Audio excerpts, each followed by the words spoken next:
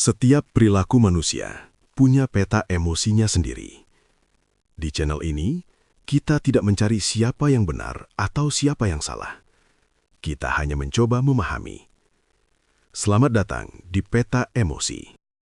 Hari ini, kita akan membahas psikologi orang yang makan bubur diaduk dan tidak diaduk. Pagi masih setengah mengantuk. Warung bubur di ujung jalan sudah buka sejak subuh. Uap panas naik dari mangkuk-mangkuk putih yang berjejer di etalase kaca. Aroma kaldu ayam, daun bawang, dan bawang goreng bercampur dengan suara sendok beradu pelan. Di meja plastik yang sedikit lengket, seseorang duduk sambil menunggu pesanannya datang. Lalu momen itu terjadi. Momen kecil, nyaris sepele, tapi entah kenapa selalu memancing reaksi. Sendok menyentuh bubur. Diaduk, atau justru tidak. Di meja sebelah, ada yang langsung mengaduk cepat, seolah takut rasa-rasa itu terpisah terlalu lama. Di meja lain, ada yang membiarkan bubur tetap berlapis. Putih di bawah, kuning di tengah, coklat di atas. Rapi. Utuh.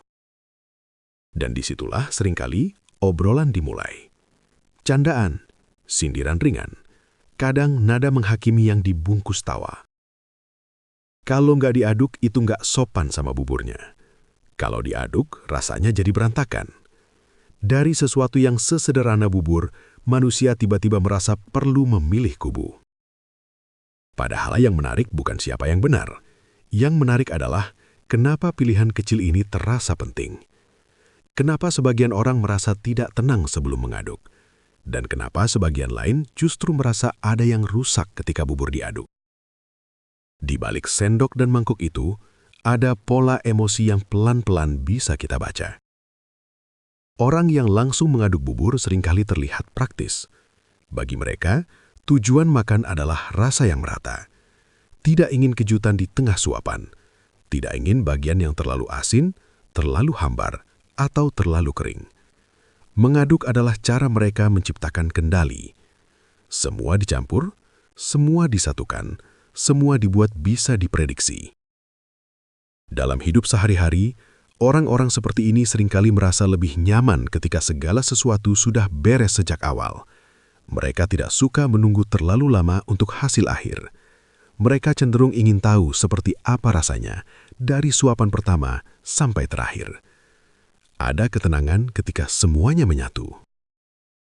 Sebaliknya, orang yang memilih tidak mengaduk bubur seringkali menikmati proses secara bertahap. Mereka tidak keberatan jika suapan pertama hanya rasa bubur polos. Suapan berikutnya ayam, lalu kerupuk, lalu kecap. Bagi mereka, perbedaan rasa bukan masalah. Justru disitulah kenikmatannya. Tidak mengaduk adalah cara mempertahankan struktur. Ada awal, ada tengah, ada akhir, dan masing-masing punya peran. Dalam hidup, sebagian dari mereka juga cenderung menghargai batas, antara kerja dan istirahat, antara emosi dan logika, antara yang boleh bercampur dan yang sebaiknya tetap terpisah. Bubur yang tidak diaduk memberi ruang bagi pengalaman yang berlapis. Tapi tentu saja, manusia tidak pernah sesederhana itu. Tidak semua pengaduk bubur adalah pengendali hidup. Tidak semua penikmat bubur berlapis adalah pecinta struktur. Namun pilihan kecil seringkali menjadi pintu masuk ke cara kita menghadapi dunia. Ada orang yang mengaduk bubur karena terburu-buru. Pagi terlalu padat, waktu terlalu sempit. Sarapan hanyalah formalitas sebelum hari yang panjang.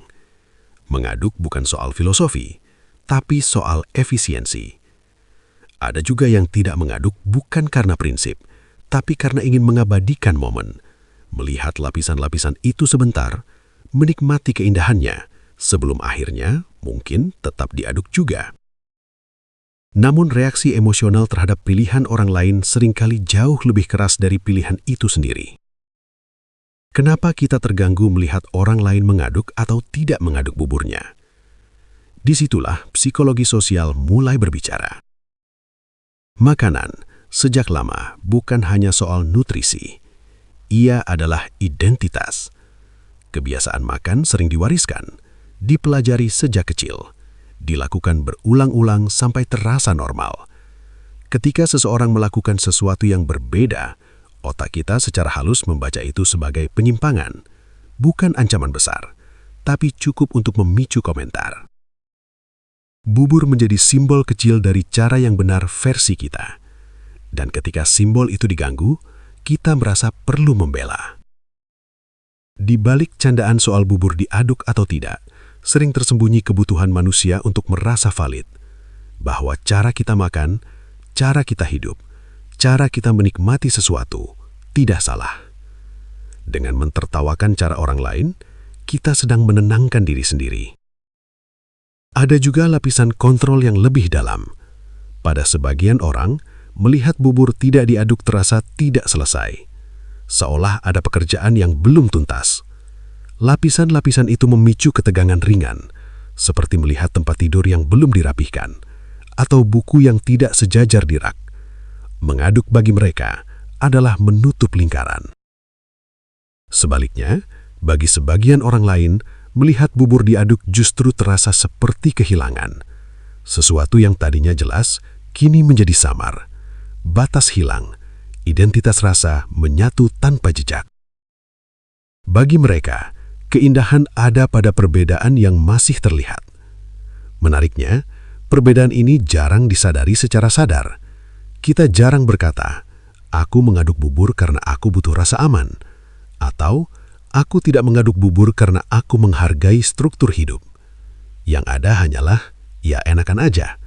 Dan memang seringkali sesederhana itu. Namun manusia adalah makhluk yang penuh lapisan.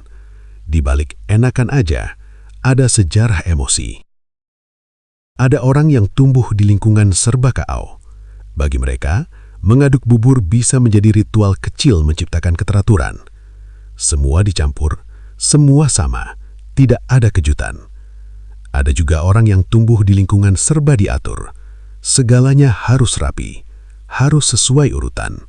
Bagi mereka, membiarkan bubur tidak diaduk adalah bentuk kebebasan kecil, pilihan yang tidak perlu dirasionalisasi.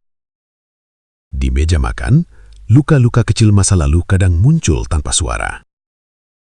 Yang membuat perdebatan bubur ini menarik adalah betapa emosionalnya reaksi kita terhadap sesuatu yang tidak berdampak langsung pada hidup kita.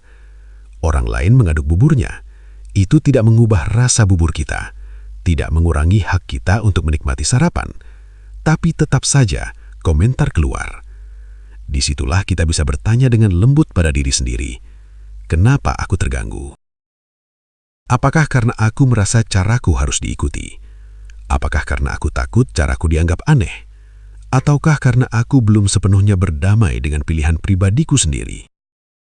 Perbedaan kecil seringkali menjadi cermin.